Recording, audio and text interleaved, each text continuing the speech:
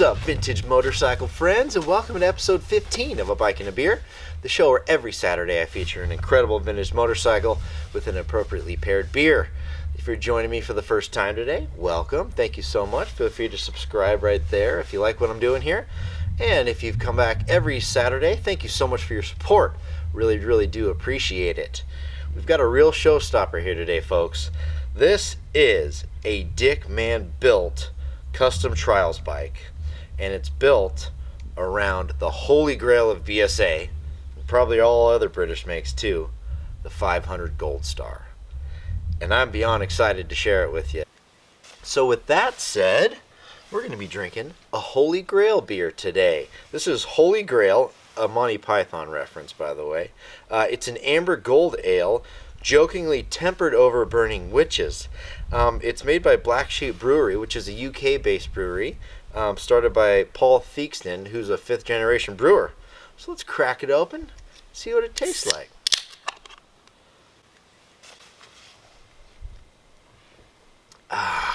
Amber goldness. Really good. Nice beer. Okay, let's talk about this bike. And what a true pleasure it was to be able to borrow and ride this bike. This bike belongs to my good friend Al Wenzel, who's a tremendous supporter of this show. Lets me borrow these amazing bikes. It's got cool history too. Before that, it belonged to a gentleman named Peter Ford, whose name here is on the rear fender. Peter and his brother John were vintage motorcycle enthusiasts, and they commissioned a motocross build around a Gold Star from Dick Mann in 1988. Here's a cool clip of him actually riding the bike. And about a year or two later, Peter requested a Bugsy built trials bike around a Gold Star, and Mr. Mann obliged. So that's the genesis of this bike, and those brothers rode this bike and the motocross version for many years.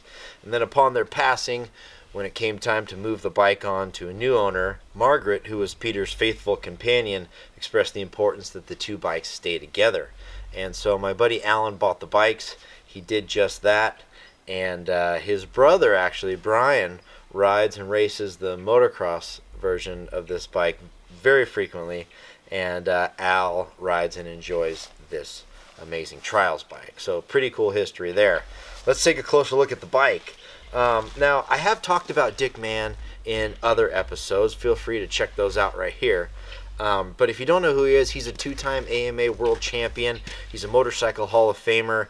He's just a tremendous icon in motorcycle history.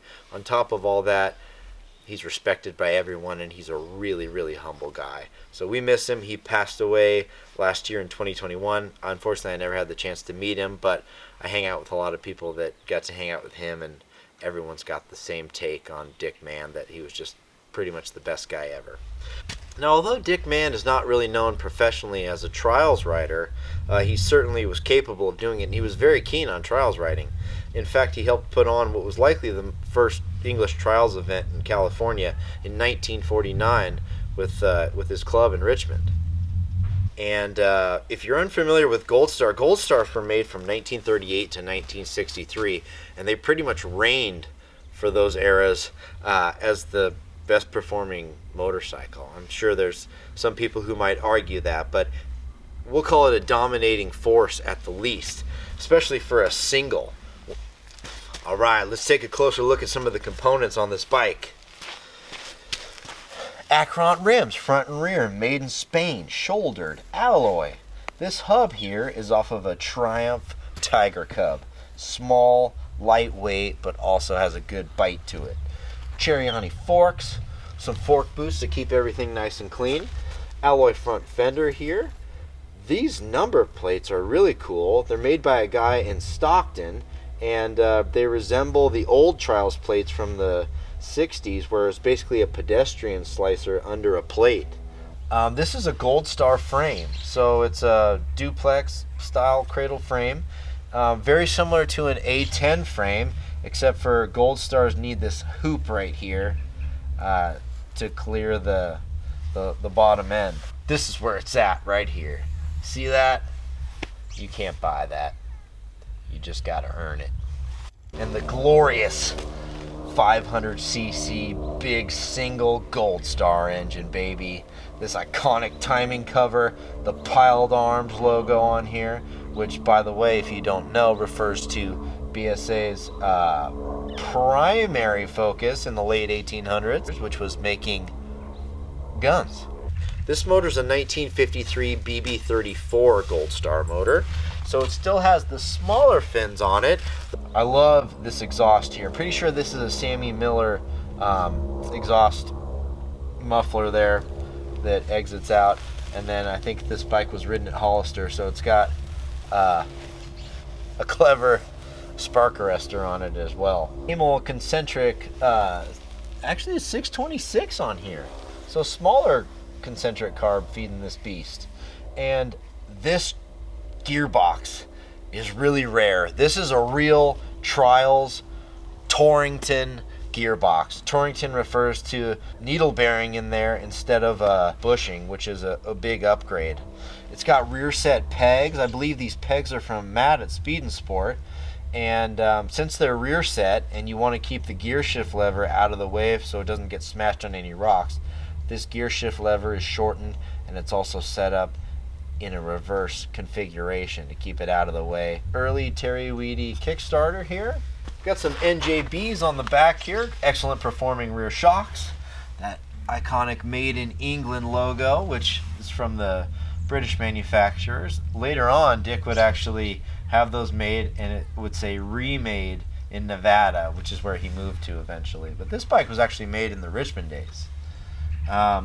This rear hub is really cool. It's also from a Triumph Cub, but it's widened a bit. So Dick inserted a piece of tubing, cut it in half, inserted a piece of tubing, and welded it up so it's a bit wider but still really lightweight. Alloy fender out back. You can tell this is an early Dick Mann build because of the tubular fender strut back here, whereas later on he switched to that aluminum struts with the holes in it. This seat is cool. It's very comfortable. It's got great ergonomics. It's made by what Dick referred to as the seat lady, who was a lady who was making custom seats for him in Richmond back in the day. Lucas Competition Magneto, working fantastically. This bike actually starts really easily. This timing control here, again, like the matchless video I posted, allows you to easily advance or retard the timing while you're riding, so that when you're going through really slow stuff you can retard that timing, and then when you're ready to power up a hill or something, you can advance it again. This is a custom oil tank built by Mr. Bugsy. So you'll notice this tank doesn't have any paint on it. This was the really early days of Dick building bikes, so he hadn't really developed his paint scheme yet with that deep red burgundy style. So this is a bare tank, a good sign that it's an early bike. Alright, let's fire it up.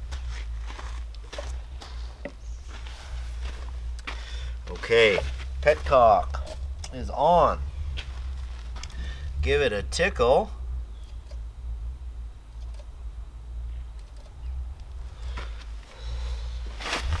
Race fuel only on these, folks. Don't be putting ethanol fuel in here. Alright. Find top dead center. We'll use the compression release to get just past. And let's retard the timing a bit.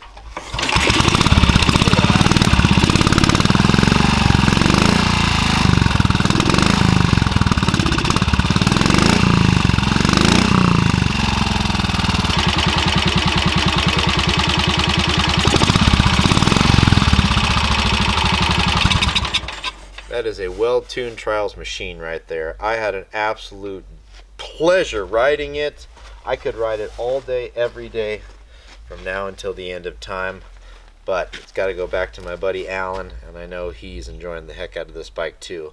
So with that said, folks, that's going to wrap up this episode. Thank you so much for joining me. I really appreciate it. It's truly a pleasure to share these bikes with you every week, and I look forward to continuing to do so. We got a fun one coming up next week. It's another two-stroke, so be sure to subscribe if you haven't already. And if you have, thanks once again. Cheers, everyone. See you next week with a whole new bike and a whole new beer.